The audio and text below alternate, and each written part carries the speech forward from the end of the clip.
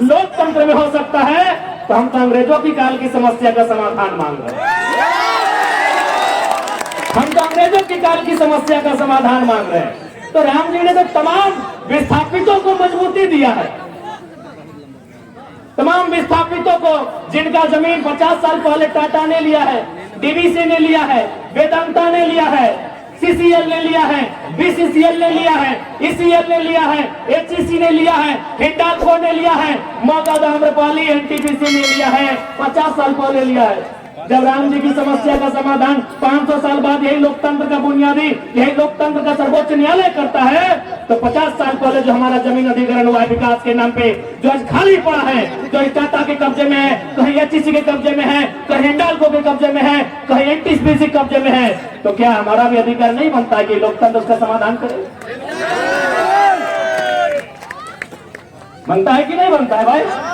हमारे भी बाप दादा ने मात्र 50 साल पहले जमीन दिया है, एनटीपीसी को दिया है कोयला खोदने के लिए, मगध आम्रपाली को दिया है, टंडवा में दिया है, पिपरवार में दिया है, राय बसरा में दिया है, बड़का गांव में दिया है, गोंदलपुरा में देने वाले हैं, लेने वाले हैं। वो कर्फ्यू का माहौल है, यही विशुनगढ़ में कोणार्क डैम के माध्यम से दिए हैं।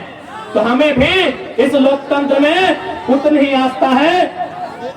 तो हमारी भी जमीनें, क्योंकि भारत का कानून भी कहता है, यदि किसी कंपनी ने, किसी फैक्ट्री ने आपसे जमीन अधिग्रहण किया है और उस जमीन पर अगर कोई काम नहीं हो रहा है, तो बकायदा राज्य सरकार को चाहिए वो जमीनें रैयत को बताना। फ्रांस से भारत का मौलिक अधिकार, संयुक्त राज्य अमेरिका से भारत का नीति निर्देशक आयरलैंड से, भारत के मौलिक कर्तव्य रसिया से, भारत का राष्ट्रपति संयुक्त राज्य अमेरिका से, भारत की सांसद ब्रिटेन से, भारत का संघीय ढांचा कनाडा से, भारत का आपातकाल जर्मनी से, भारत की संवर्ती सूची ऑस्ट्रेलिया से।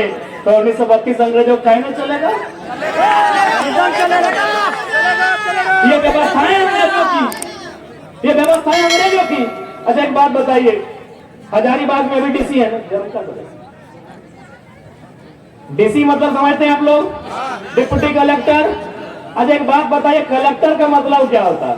कलेक्टर शब्द कहाँ से आया?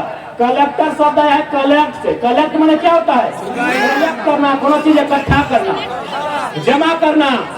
तो भाई ये कलेक्टर लोग अंग्रेज के टाइम क्या करते थे? कलेक्ट करते थे, व्यापारियों से, किसानों से लगान कलेक्ट करते थे, खजाना कलेक्ट करते थे, इसीलिए इन्हें कलेक्टर की उपाधि दी गई थी। अब क्या हुआ, एक प्रमंडल चूंकि हजारीबाग में है, वहां आता है डिविजनल कमिश्नर। डिविजनल कमिश्नर समझते हैं ना? यानी प्रमंडल के आयुक्त। कमिश्नर का मतलब क्या होता है? यानी कलेक्टर जो पैसा, जो खजाना, जो धान चार, सोना चांदी कलेक्ट करके ले जाते थे, उस पैसे को सुरक्षित अंग्रेजों तक, ब्रिटेन तक कमीशन लेके जो पहुंचाता था उसे कमिश्नर कहते थे। कमीशन कहां से आया? कमिश्नर शब्द कमीशन से आया है। तो भाई अंग्रेजों का कलेक्टर चल रहा है, अंग्रेजों का कमिश्नर चल रहा है, तो 1932 का काव्यान कहीं नहीं चलेगा। नदी में नहीं समझे क्या? अरे दामोदर नदी को भी लोग चेंज करना चाहता था।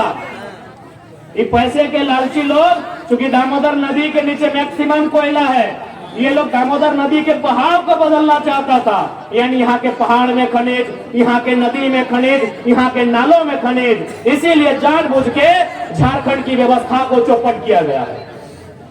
अब आप कहेंगे कैसे? क्योंकि हजारीबाग को मैंने अक्सर कहा है ये एजुकेशन हब है, शैक्षणिक राजधानी है। अगर रांची राजधानी, दुमका उपराजधानी, कोडरमा अफरक राजधानी, धनबाद कोयला राजधानी, जमशेदपुर स्टील राजधानी, तो हजारीबाग शैक्षणिक राजधानी है। अब कैसे व्यवस्था को यहाँ का नेशनल नाबूद किया गया है सुनिए। हम 2011 बैच के इंटर ऑफ साइंस के स्टूडेंट हैं। हो सके कोई 12 वाले होंगे, कोई 13 वाले होंगे, कोई 10 वाले होंगे, कोई 9 वाले होंगे। ईमानदारी से बताइए उस समय इंटर का रिजल्ट क्या होता था? खासकर इंटर ऑफ साइंस का बताइए। मैं बता रहा हूं 2011 में 28%। गंभीरतापूर्वक सुनिएगा कि कैसे एक सिस्टम काम कर रहा है जो झारखंड में कितना ज्यादा। और मात्र 28% रिजल्ट था इंटर ऑफ साइंस का 2011 का साइंस का और पास आउट स्टूडेंट का। यानी सोच के देखिए, जब हमारे बच्चे पढ़ेंगे नहीं, जब ये इंजीनियर नहीं बनेंगे, जब ये मेडिकल में नहीं जाएंगे, तो आगे जाकर कैसे राज्य को संभालेंगे। वियतनाम और फ्रांस की कहानी आपने पढ़ा होगा, वो तो आपने वियतनाम और फ्रांस के बारे में पढ़ा है। ये लोग झारखंड में चरितार्थ करके बैठे हैं, हमारे रिजल्ट को शून्य करके रखा था, हमारे रिजल्ट को डाउन करके रखा था। उतना छोड़िए, अभी अब कल का या परसों का अखबार पढ़े होंगे, धनबाद से नवोदय में 26 बच्चों का चयन हुआ है। हमको लगता है 20 बच्चे बिहार के। यानी आपके बच्चे, नवोदय का मतलब आप भी जानते हैं, हर फैमिली का ड्रीम होता है कि अपना बच्चा को नवोदय भेजे, अपना बच्चा को सैनिक स्कूल भेजे, क्योंकि बाकी स्कूल में खिचड़ी के अलावा ठीक कुछ नहीं मिलता है। नेतरहाट, अच्छा माफी जाएंगे, नेतरहाट है ना मिथिलेश साहब।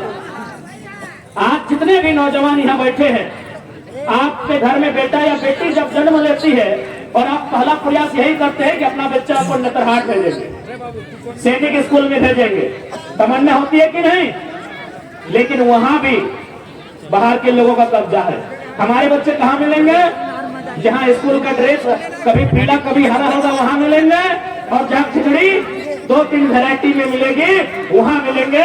जहां गुणवत्तापूर्ण शिक्षा मिलेगी, नेतरहाट जैसे संस्थान में, सैनिक कॉलेज जैसे संस्थान में, नवोदय जैसे संस्थान में, वहां भी यूपी बिहार के लोगों का कब्जा है। ये गलत है कि नहीं, आप बताइए।